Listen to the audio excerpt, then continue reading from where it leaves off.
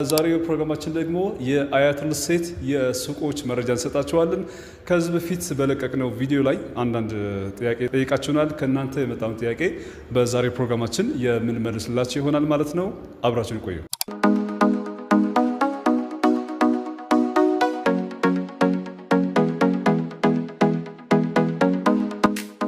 መልሰናል። የተከበራችሁ ተመልካቾቻችን ባለፈው የአያት ሪል ስቴት ሱቆች በተመለከተ የሰራነው ቪዲዮ ላይ ከጠየቃችሁን ጥያቄ ተነስተን በዛሬው ፕሮግራማችን ሰፋ ያለ ማብራሪያ የምሰጣችሁ ይሆናል ማለት ነው።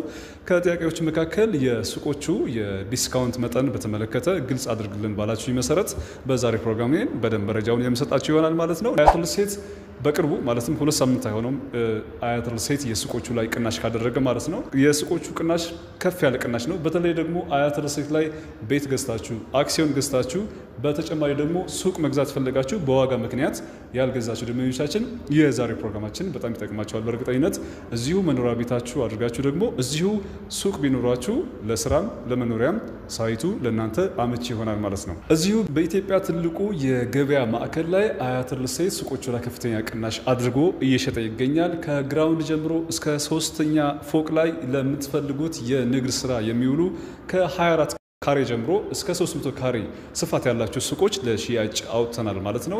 በጣም ጥቂት ሱቆች ብቻ ነው ያሉት። እንደሚታወቀው ሳይቱ ወደ መጠናቀቅ ነው ያለው። የፊኒሺንግ ስራዎች እየተሰራላቸው ይገኛል። ከጀርባ የምትመለከቱት 4ኛ ፎቅ ነው።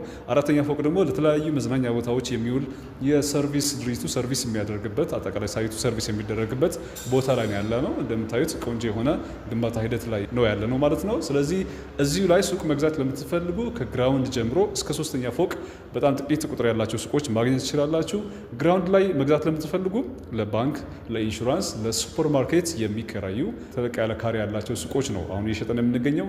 ከ160 ካሬ ጀምሮ ግራውንድ ላይ ማግኘት ትችላላችሁ። አንደኛ ፎቅ ላይ ግን ከ48 ካሬ ጀምሮ ማግኘት ትችላላችሁ። 48 ካሬ ለቡቲክ፣ ለፀጉር ቤትና ለተለያዩ የንግድ ስራዎች መዋል የሚችሉ ሱቆች አንደኛ ፎቅ ላይ አለን ማለት ነው።